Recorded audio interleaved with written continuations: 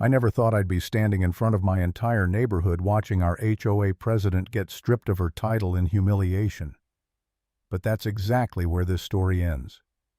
And it all started because she thought she could plug her Tesla into my solar grid like it was a free community outlet.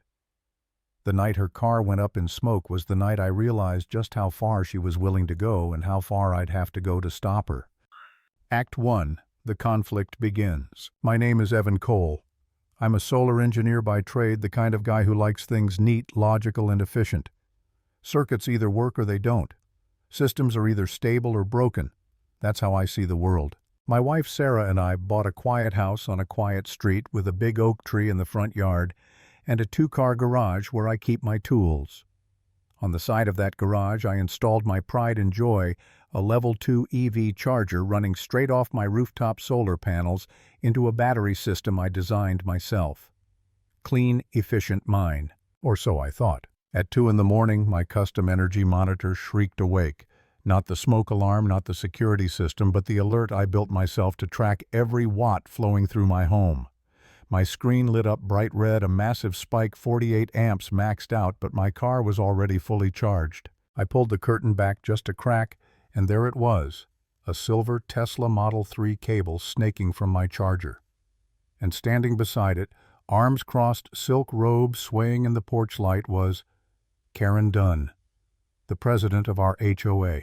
I walked outside, barefoot, cold concrete under my feet. "Karen," I said, voice flat, "what are you doing?" She smiled like this was nothing. "Just topping up. Forgot to plug in earlier. You know how it is." "No, I don't know how it is. This isn't a public station. This is my home." Her smile tightened. "Oh, Evan, don't be so dramatic. We're a community. Your charger's out here, it benefits the neighborhood. I'd say it qualifies as a shared resource." Shared resource. That's what she called my equipment, my power, my work. This is the same woman who fines neighbors if their trash bins sit out an extra 10 minutes, but her roses spill a foot into someone else's yard, and suddenly that's enhancing community aesthetic. I told her to unplug. She refused, smug, entitled, daring me to make a scene. And right then I knew talking wasn't going to solve this. This was war, and I was going to fight it with the only weapons I had: logic, engineering, and proof. The next morning I started building my defenses. A lockbox over the handle, a hidden breaker in the attic, RFID access cards only Sarah and I could use. Layer by layer I turned my charger into a fortress. She wanted a battle, fine. I'd build a system she couldn't beat. Act 2. Escalation and doubt. For a week the new lock gleamed in the sun.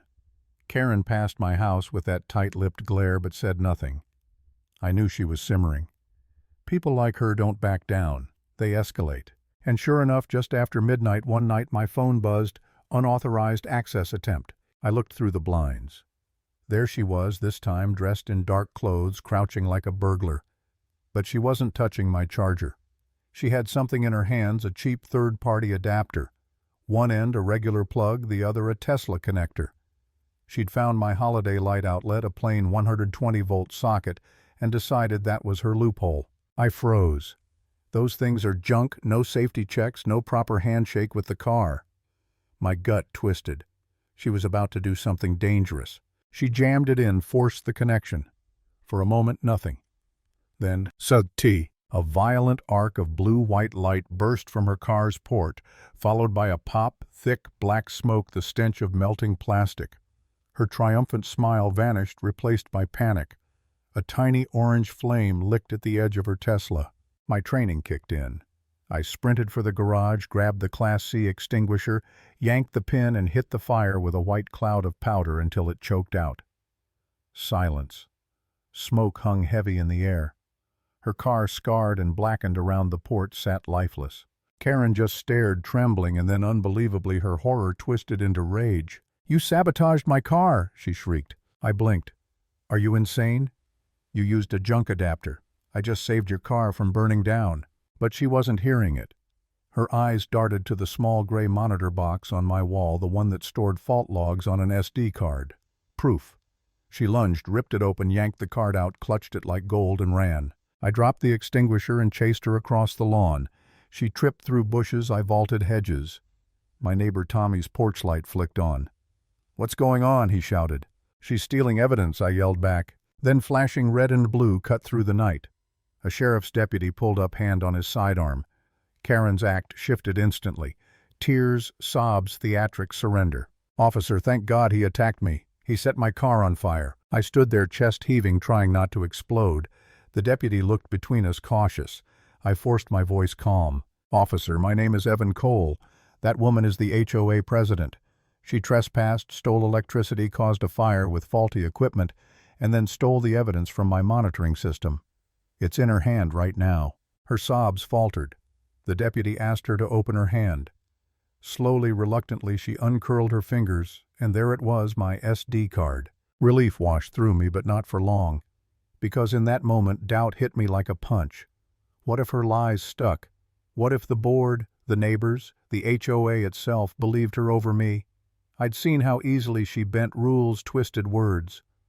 Maybe I should have just let it go that first night. Maybe I'd pushed too far. For a flicker of time, I wanted to drop it all, stop fighting, accept the loss. But then Tommy spoke up. Mrs. Gable across the street stepped outside, saying her porch cam caught everything. One by one, neighbors offered their voices, their footage. And it hit me, I wasn't alone. Karen's power only worked if everyone stayed quiet. Not anymore. That was my turning point. My doubt hardened into resolve. If she wanted to fight dirty, I'd fight with the truth. And the truth had teeth. Act 3. The Showdown. The fire marshal's report came back. The adapter caused the short, not my wiring. My SD card logs backed it up. Neighbor footage showed the whole scene, Karen sneaking in, the flash, her lies, her theft of the card. Then the local news called. Reporter Jessica Wu wanted to cover it. At first I hesitated. Did I really want the circus? But then I thought of every neighbor she'd bullied with fines and warnings. If she wanted to smear me in public, I'd answer with public truth. I walked Jessica through everything: permit schematics, lockbox, hidden breaker, RFID. She filmed it all. Then we sat at my computer and I played the edited 2-minute compilation of security footage. The arc of light, her shouting lies, her ripping out the SD card, me chasing her. When the piece aired that night, the tide turned. Neighbors called, voices full of relief. Finally, someone stood up to her. But the final battle was still ahead, the HOA meeting. Usually a dull, half-empty affair. That night, the clubhouse was packed wall to wall. People weren't there for landscaping budgets. They were there for justice. Karen sat at the head of the table, pale eyes down, rushing through the agenda like nothing was wrong.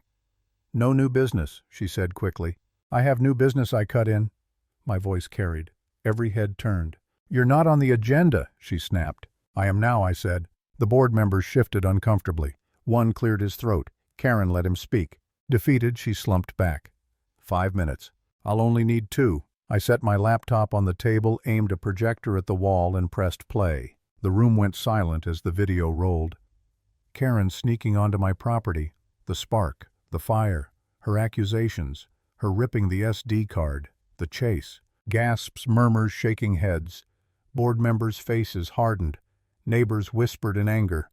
Karen stared at her hands, pale and motionless, forced to watch her own downfall blown up on the wall. When it ended, I shut off the projector. The silence was heavy. "This isn't about a few dollars of electricity," I said, voice quiet but sharp. "This is about abuse of power. Our HOA president trespassed, stole endangered lives, lied to the police, and tried to frame a homeowner. That's a disgrace to this community. I move for her immediate removal." Tommy stood. I second. The board called the vote. One by one, hands went up, every single one except Karen's. Even the board members she sat beside raised their hands, unanimous. Karen Dunn was out. I handed the board an invoice from Tesla's certified shop for damages and a restraining order signed that morning. Karen shoved back her chair, glared at the room like a cornered animal, and stormed out. And just like that, her reign was over. Final line. Lesson. Power built on fear and lies will always collapse when the truth finally gets its turn.